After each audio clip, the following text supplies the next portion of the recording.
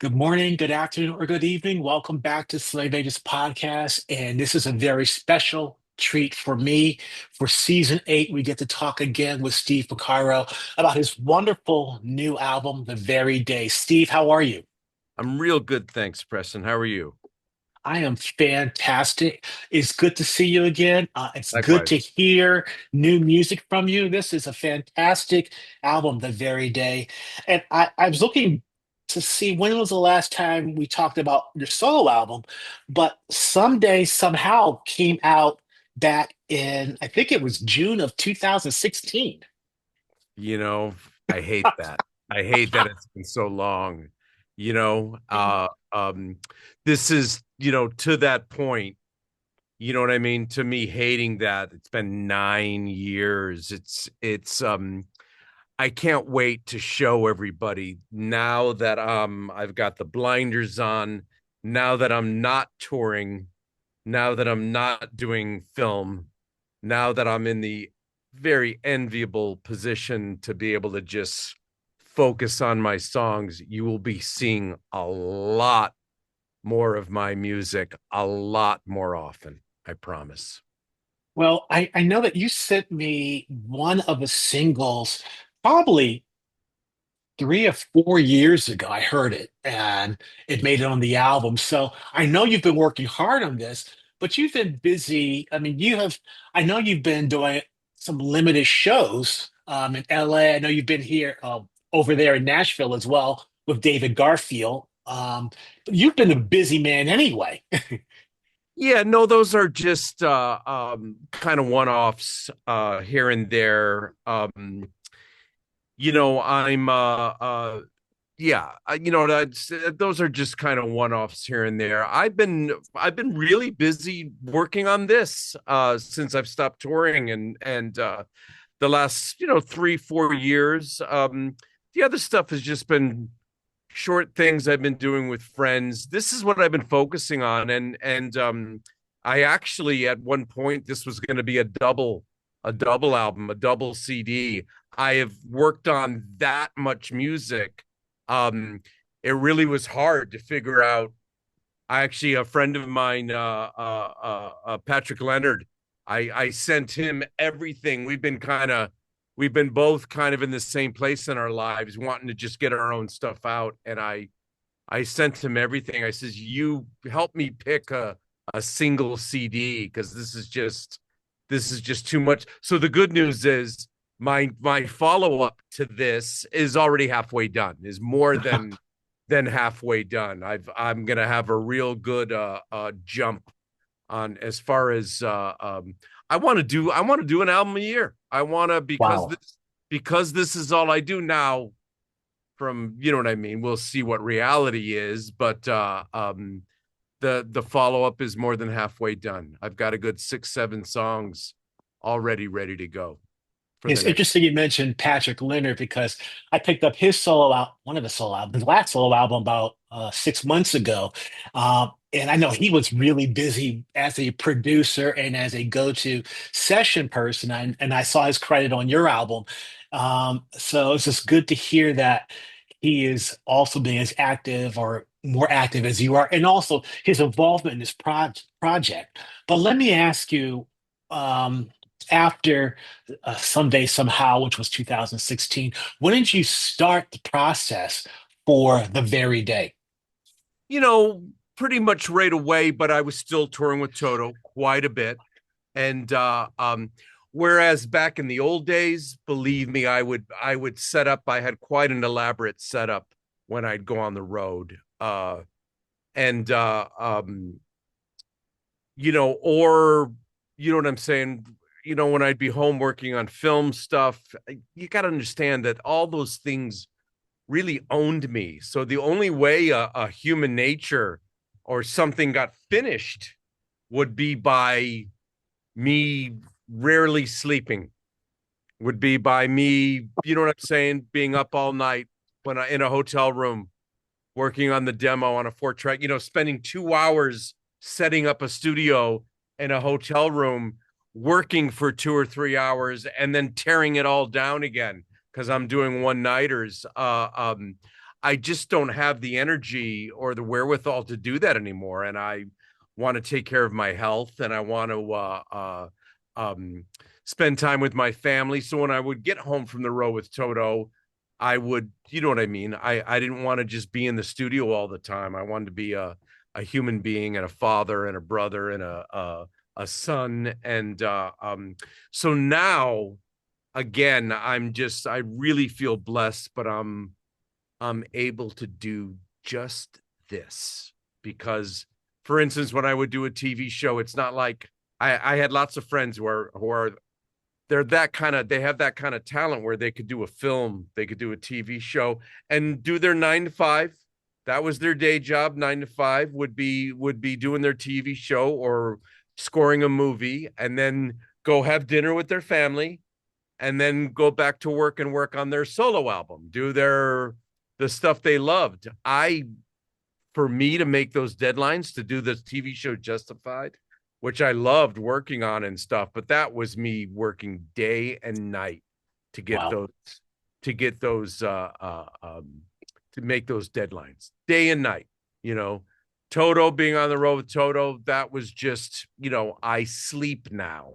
I go to bed now. Is the only way I'm able to still be alive, quite frankly. And so again, it would take up all my time because I'd be sleeping and recovering from the previous bus ride and gig and the arduous thing of traveling. All that stuff would own me. I could only do one thing at a time. So I started working right away, but it wasn't until I stopped in, say, what was it, 20 when did Gosh. COVID happen? Was it 2014 or Yeah, 2015? 2018, 2019, probably. 20, I'm sorry, 2019. 2019 is when I stopped touring. October of 2019. And so it was kind of I started working on all this stuff in earnest, you know. Steve, how do I ask this? Was it more difficult were you, since you produced this album yourself, to um, move the project forward than it was with Someday Somehow when you had Michael Sherwood to help? The thing about Michael Sherwood was that his work habits were as bad as mine as far as us indulging each other. You know what I'm saying? What would I don't I'm kind of I'd be it would behoove me, and yet it would be scary too to have a producer. And believe me, there's several guys I respect I would love to work with, but to have a guy go, look it, so I've got you. We got 3 months here, let's say. That's a generous amount of time. And then I've got another gig. So we're going to be done in 3 months, Steve. You know what I mean? Right. And, I may do that someday, but the truth is that I have so much fun, in the studio, especially when I'm able to do whatever the hell I want to do. And I can experiment and I can try things and I can get, quite frankly, very indulgent and experiment and do things that don't work. But you know what? I've always wanted to learn how to work that, and I've always wanted to learn this process. And like I said, I worked on 2 albums. It was 2 albums worth of stuff I was working on, and it was very difficult for me to choose what to put on this record. Do I leave off the real indulgent, the 8 minute, water from the sky? Am I being too indulgent with that kind of thing? And then I was like, hell no, this is, you know what I mean? I want people to see who I am and what I'm about. And, so I tried to find the right balance of, what the record company would consider singles and what was, you know what I mean? To me, I'd want to release that 8 minute thing as a single because I'm an old Yes fan, you know. Well, you said indulgent, and there's, in my mind, I don't hear anything indulgent on the album. I do hear a variety. I mean, you have the adult contemporary, you have the rock, you have Water from the Sky, which we'll talk about in a second. Some great prog, ELP/Yes kind of stuff. But Yeah, but it's a very compact. album of really well-crafted songs. You have two kind of interludes going on as well. Um, Thank you. so Look at the fact that you don't hear any of that as indulgent is why you and I get along so well. You know what I mean? You know, some of my bandmates may beg to differ. You know what I mean? Not that they wouldn't, you know, the last album, what was it, Toto 14? They tried to go there too. I was busy with my TV show, so they were kind of doing some of that kind of stuff without me, which killed me that I wasn't involved from the ground up on their more indulgent kind of stuff like that. They're doing that with my pal CJ Vanston. But anyway, go ahead. yeah, but I mean, I love Toto albums. Toto 14 was one of my favorite, probably because I didn't like the sound of the drums. And here with Shannon Forrest and the engineer you used, who was that? Who engineered this? But Well, the and sound is Shannon just engineered his fun. Shannon engineered his own drums. You know what I right, mean? right. Like he did for Michael McDonald with his last solo album. But it sounds beautiful, all of it. The guitars, the keyboards, the drums, Lenny Thanks. Castro's his conga playing, his percussion is Lenny wonderful. and Lenny and Shannon taught Lenny how to engineer. Lenny really surprised me. I mean, Lenny was always loved games. He loved computers and he loved electronic toys. But Lenny is such a, what I call a pure musician. You know what I'm talking about. Hmm. He's such a pure musician. I was surprised, but he wanted to be able to do his stuff, be in this new world of everyone being off in their corner. And I really feel for drummers. Guitar players, keyboard players, we can run things direct, or we can, you're amping one mic. It's no big deal. But for drummers, you really to have a collection of microphones that it takes. I mean, sure, you can get these microphones for $500 that are great for the price, and but to really do that and be recording in a room where a place where you want to record the room sound and to know about phasing, I mean, that takes some real knowledge, engineering wise, knowledge that I certainly don't have. But Shannon does.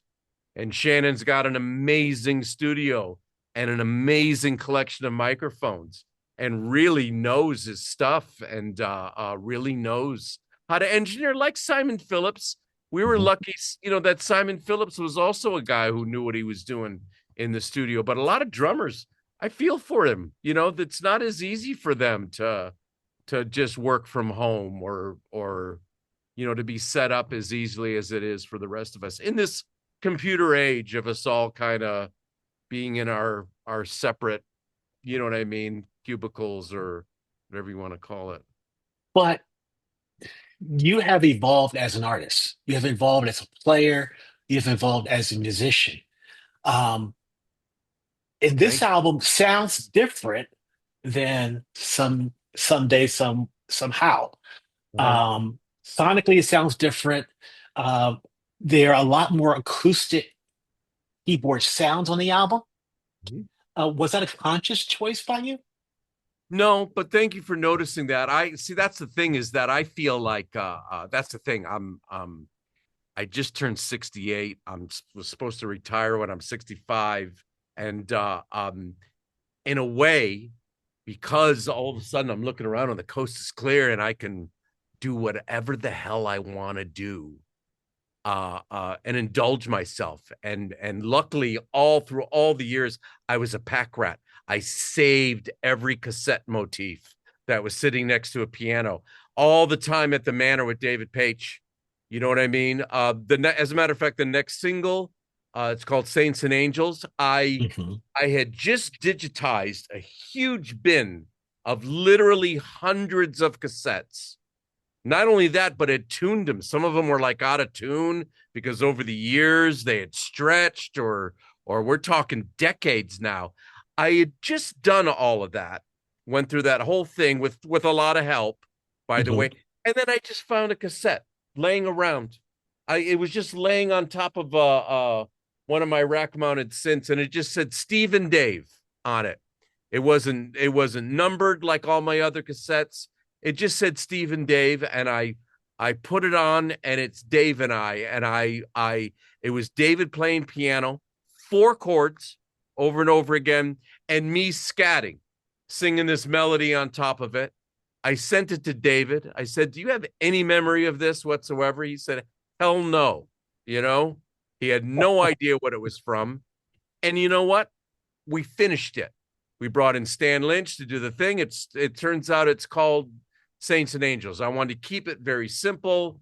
I wanted to write a love letter to the state of California and drop as many names of beach communities as I could. Stan Lynch came in and totally got the concept and helped us up the lyric thing. As a matter of fact, it's Stan playing Yeah, he's drums on playing it. drums on it. Yeah, and Yeah. Leland Sklar on bass. Leland Sklar on bass. Lee came over to my place. Stan did it at his studio, and he's got a great studio too, where he lives. Uh, um, he did the drums beautifully. But it's I get to all these bits and pieces I've hung on to over the years. I get to finish them now, and that's my key. That's my new religion, Preston, is finishing stuff. When you've got a studio, when you've got drum machines, when you got all these toys, it's so easy to start something. Mhm. It's so easy to have a cool motif on the piano and record it and go, wow, that's strong. Two-Time Lover, the Jude Cole tune Dude that Cole, just right? out. I that that chorus I'd been sitting on, I'm embarrassed to say, for 40 years. Okay. Wow. That chorus, background vocals, lyrics of that chorus, I've been sitting on it for that long. Now I have a lot of old things that I listen to them and I go, oh, that sure hasn't dated well. That hasn't aged well. We can just let that one go. But that one, I always thought that was a strong chorus. And I'd just been sitting on it, sitting on it and sitting on it. And I'm at this point now where now that this is all I do, I'm able to take these bits and pieces. And I got tons of new stuff too. It keeps coming. I got my phone. And while I'm waiting for dinner to show up or waiting for someone to cook dinner or whatever, I'll be sitting at my piano in the living room and I'll hit record because a motif comes in. Now at least it's got a date on it automatically and stuff. Um, it's a lot easier to organize these things now. Sure. But So finishing is my mantra, is my new thing, so that I can share these things. Finally, these things I can other people can hear them. Because what well, does it matter when it's just sitting on a drive or on a cassette somewhere? No, you know what I mean? Because you got to understand, and I'm sure this is true with other songwriters. When I write something like that, when I write a chorus that I think is incredibly strong, I sleep like a baby that night. I'm like, you know what I mean? I'm thinking of my beach house I'm gonna buy with the royalties from that, and you know what I mean? I'm gonna be real generous with everyone, and the money's gonna flow, and I'm not gonna worry about paying my rent. But reality is, until it becomes a song, there's no chance of any of that happening. You know what I mean? That has right, nothing you to, have to finish. you gotta finish it so that you can play it for people.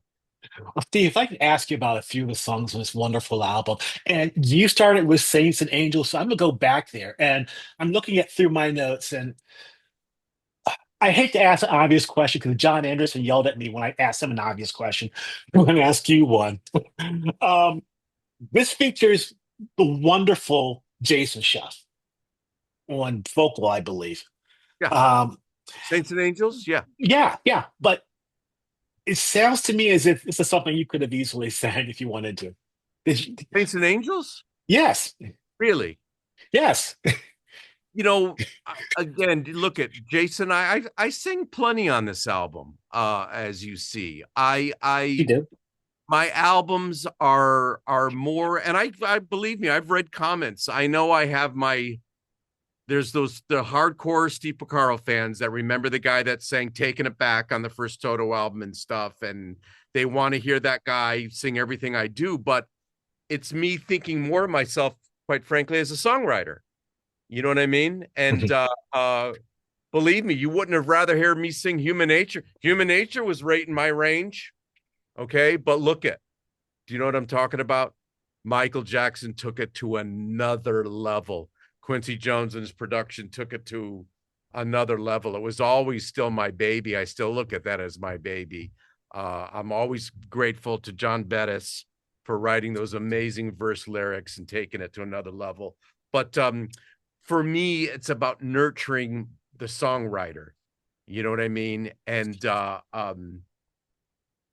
sure, you could look at a song and go, Steve could have sang that. Believe me, I had finished Leah before Joseph was actually in the band.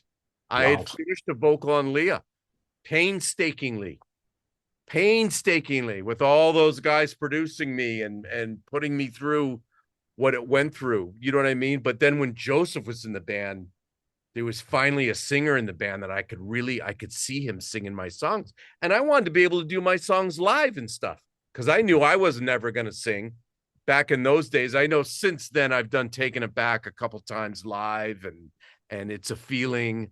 I've done live in my And Ben, incarnation, but back in the day, I was never going to sing lead on anything. And finally, with Joseph, there was a chance to have one of my songs sung live. And again, as a songwriter, you know what I mean? So Jason doing Saints and Angels, we've been working a lot together with each other. I've done some live gigs with Jason. We've been writing together. He's just such an incredible talent musically and such a funny guy, and such a pleasure to work with. And um, I asked him to give it a go, and he nailed it real easily. and it's wonderful, but the song, forgive me for saying this, song sounds as if it is the best blending of Chicago and Toto. Cool. The with the horn arrangement by David Page, the wonderful rhythm section, the great keyboards, Yeah, it just works really well. I'll It's a take that. great way to end the album too. Yeah, I'll take that. You know what I mean? And I wanted to keep it simple. I wanted to keep it this 4 bar. I wanted to be able to like see. I could imagine Los Lobos doing it.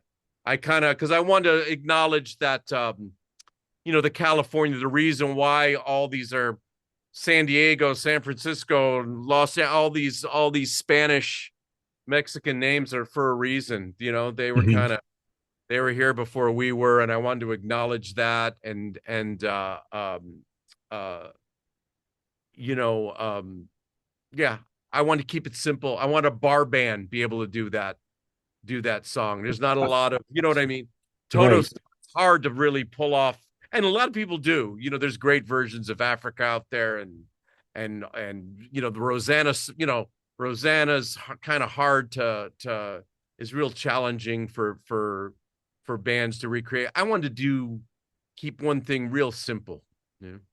Right, I got it. So I'm going to talk about. I like you to talk a little bit more about my favorite song on the album today, which is "Water from the Sky." And that features Mark Montana. Why are you laughing, Steve? It's it's got I great love it. lyrics. It's got a I great love it. soundscape, epic guitar parts. It's prog. I love it. I love that you like that. I love that you like that. I can't wait for people to hear it. You know what I mean? Mhm. Yeah. It started off as it was a cue from Justified. It was a cue from Justified that Mark Bonilla had helped me with. Um, and we got together and started with that. And then we kind of did this 3 against 2 thing. And then I just kind of ran with it. But Mark wound up doing all the guitar solos and stuff. He's such an underrated player, underrated musician, just an amazing talent. And but yeah, I was doing all kinds of experiments with the vocal and doing these block harmonies, and using my sound effects and doing my thing, and that big orchestral climax was actually from my first movie I did, that James Mhm. Howard helped me get, just Metro. And but no one ever heard it. It was over, you know what I mean? It was a big action scene in the movie, and you barely heard what I had done, but I thought it was one of the coolest things I'd written. And and by the way, always my best stuff I've written has been when it's raining out. You know what I mean? And I remember the day I wrote that, I leave my studio door open so I can hear the rain in the background. There's something about rain that just really helps me creatively. I always have a good creative day when it's raining out. I can explain it, but that's where the title came from, and all that. Great song, epic song. One song which I thought stood out, which popped out because it's a little bit different, is a song Tonight, which features Tab 2, who I'm not familiar with. Could you talk a little bit about that song? Absolutely. 100 years ago, a friend of mine, a guy who's still around. We're still friends. Leeds Levy, a guy who was very big in the publishing world, in the publishing side of things. He's always been on the board at ASCAP. We've always been friends.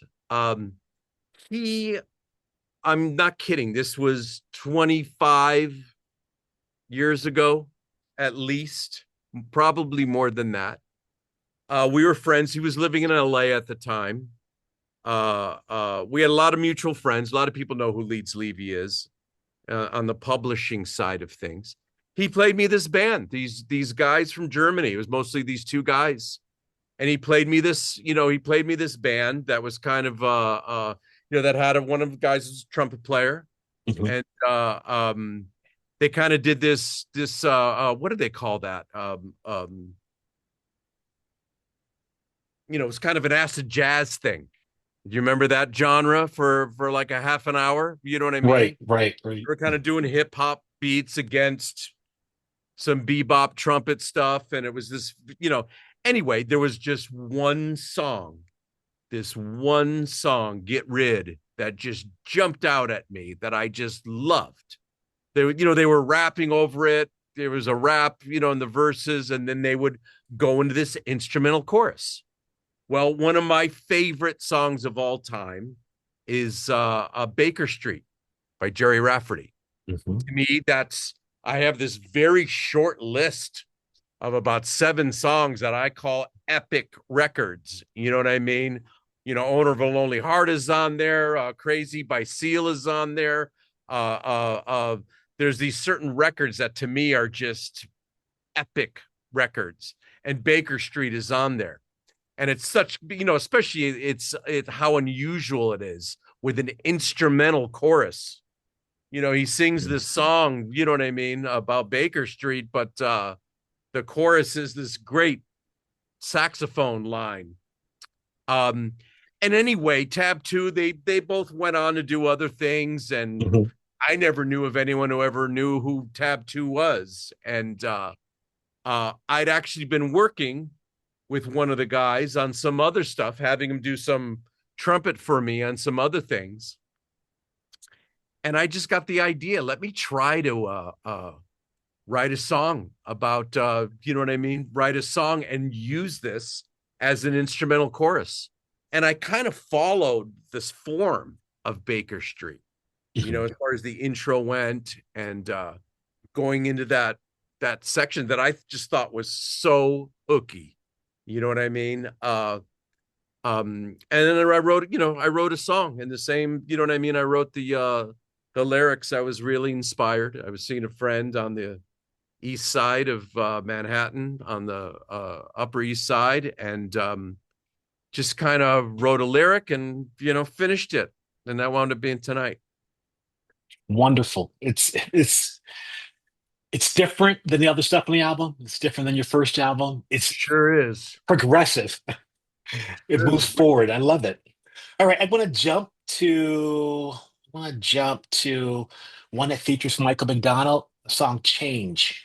And then my question I wrote for myself was, is this a holdover from Someday somehow, since it features Michael Sherwood on co-write with Julius Robinson? Yeah, Mike Sherwood was my go-to lyricist. You know what I mean? We really, but Mike would also be very involved musically. He always had great ideas musically, had amazing ears. And we just were kindred spirits in probably too many ways. Uh um, but really enjoyed each other's company. Um, I had a batch of motifs that I had done. This was, God, how many years ago? Probably 20 years ago. Not even, maybe, I just had this batch of things, and Mike heard all three of these things as being potential Michael Jackson things to pitch to Michael. All three of them. All three of them. Uh um I have rough versions of all of them. And Change was one of them. Okay. Change was one of them, and Mike did like just a rough version. He scattered a rough thing, and Julius is a friend of Mike's that used to help Mike with lyrics. Julius kind of took his lyrics to another level, so Mike brought Julius in to finish the lyrics on Change, and it had been sitting there. It was something I was going to pitch to Michael Jackson, and we lost him, and that song had been sitting there.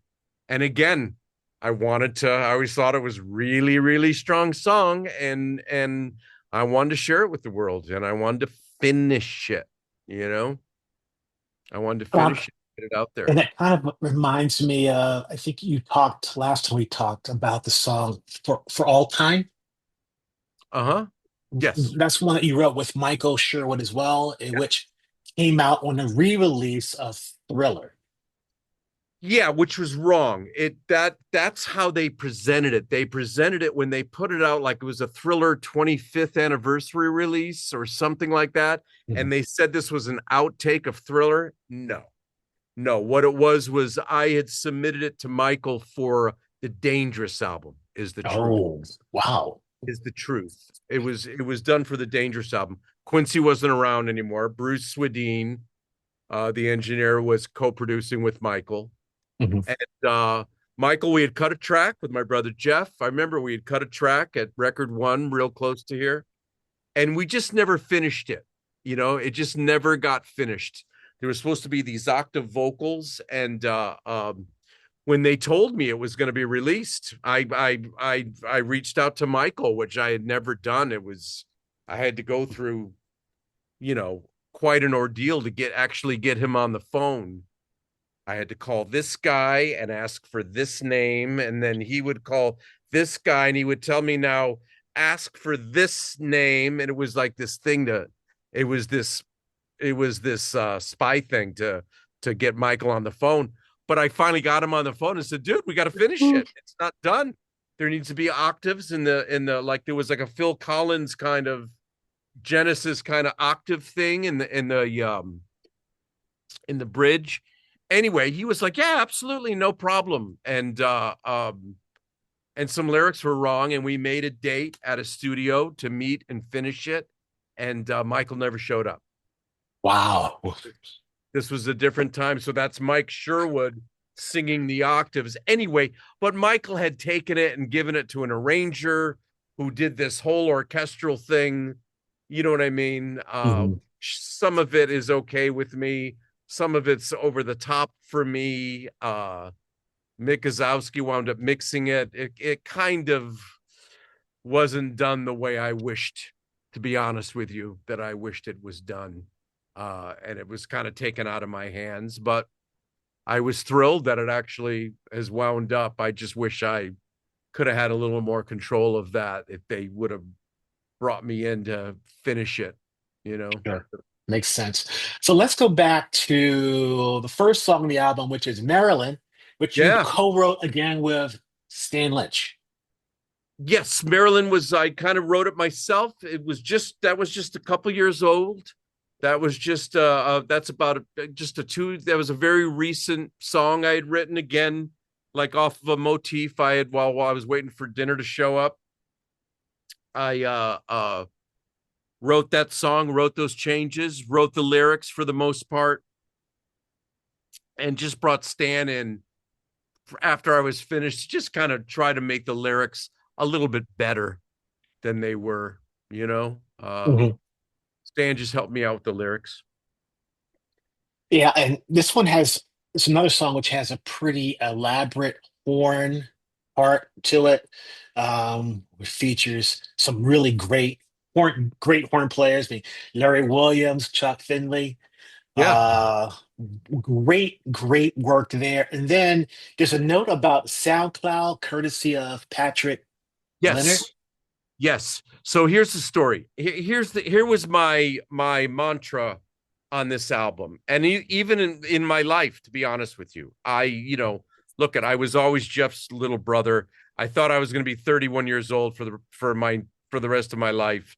Um, I one morning I woke up and I my hair color had changed. I don't know if you noticed, Preston, but it's not what it was in 1982, and it surprised the hell out of me. No, I really have all of a sudden got this this realization that what I mean, like we all do. You know Time what I is mean? running out. Yep. I've had like Mm. I just had another one. I've had I think last count I've had like 7 midlife crisis. You know what I'm saying? And especially after the latest one, where you really realize you're not going to be around forever. And I was working on this record and I was doing some horn parts. And Mhm. I used to love doing horn parts and coming up with horn lines and synthesizing it. And I've got an amazing collection of samples. But I caught myself spending hours and hours on it. And all I was trying to do was to get these horns and these samples and all this stuff to sound like brass, sound like a brass section, sound like real horns. And I realized right then, and this is the thing with lyrics, bringing in help for lyrics, Mhm. finishing these songs, finishing these songs. You know what I mean? I I just want all these songs, they all have my essence. They all come from me. I originated them. They were my germs of ideas. But if I was going to spend more than 15 minutes on a sound, if it was to make a sound like a trumpet and a saxophone, I was just like bring in a trumpet and a saxophone. Quit, stop. What do you have nothing to prove anymore? If horn sounds are what you like, and if you remember the first couple Toto albums, we always had horns and live strings and stuff on our stuff. Mhm. You know what I mean? And I would Yep. get, when if I wanted a synth horn sound, sure, I know how to do that. But if I was trying to make a convincing horn sound and it was taking me hours and I'm trying to get everything just right and the breath controller just right and the blip just right and I was like, you know what? I only want to do what only I can do from this point moving forward. I just want to do what only I can do. If someone else can do it better and easier and faster, clock's ticking. Mhm. Here's white. It's not gray, it's white now. You know what I mean? And I want to get as many of these little motifs, these pieces that I've saved up all these years and that I'm still coming up with. I want to get them out. Uh Patrick Leonard, I love the fact that I'm a synth guy, and here my friend Patrick Leonard, who's way into modular stuff. He's gotten way into it later in life. I was doing some of that stuff a little bit earlier, but he sent me this cloud. He sent me this sound that he had done with a modular thing as kind of like a he just sent it to me. We'd been sharing stuff with each other. And I said to him, I go, can I put that on the beginning, to start off the album. We didn't have a song order then. And I Mhm. love the fact that on my new album, the first sound you hear is this synth thing that I didn't do. You know what I mean? And I actually took it and I put it through I processed it through some Melodyne things, so I was able to change some of the notes in it, so it went along with my a cappella vocal. I believe me, I put my hands on it and screwed around with it. But I love cool synth stuff. I love That's the kind of stuff I want to do. That's what I want to spend time doing, is doing synth sounds people haven't heard before. Mhm. Not trying to get it to sound like real trumpets. You know what I mean? I Yeah. respect trumpet players too much. And you know what I mean? I don't need to do that. They do that real easily. Jerry Hay still writes amazing arrangements. And Yeah. all the other arrangements were mine. Paige did the one on Saints and Angels. Like I said, Jerry Hay did the one on Change. Change, right. Yeah. You know what I mean? But but you've used other keyboardists or programs before. I mean, on Toto 4, I think it's Ralph Dykes on some of the songs. Ralph Dyke On was helping me. We used Boddicker on the right, guys would Michael always bring up. Boddicker. On the second Toto album, we brought Michael in because you know what I mean. Hmm. Guys would go, I hear Boddicker does this stuff real fast. I was like, come on, I'm friends with Michael. Let's bring him in. You know what I mean? I really Yeah. want to do the sorry to take so long to say this. I just want to do what only I can do. And to me, Mhm. that's I see my uniqueness being the way I write songs, the and having the final say and the germs of these songs. Every one of these songs starts out with me, and then I don't feel like I know it's a very limited audience. I know it's just you know what I mean. But I don't feel like I'm in competition with anybody. I'm not being a like when I was doing film work, I felt like I couldn't get past being a watered down version of James Howard or Hans Zimmer or whatever. I was not in my lane to be. I had fun doing it, and I did some great work. I did some great work, but it didn't it wasn't my lane. And to me, touring with Toto is not my lane. It was for a long time, but now I just want to do what only I can do. You know, Toto has got other guys touring now, doing those keyboard parts, and they're doing an amazing job. Luke always puts together an incredible band. Excuse me, and they do a hell of a job. They're able to find other people to do that. I don't. I don't need to be there doing that. They're keeping the legacy alive, and I'm so grateful to them, and that they're still making people happy playing that stuff. I just love. I want to be doing what I'm doing now, which is no one else does what I do. You know? Absolutely. And I mean, the very day shows an artist who is still progressing, even though you have been in the music business for a long time, you're still moving forward. And that, for someone with your acumen, your skill set, that's hard to do, but you did it. This is a wonderful album.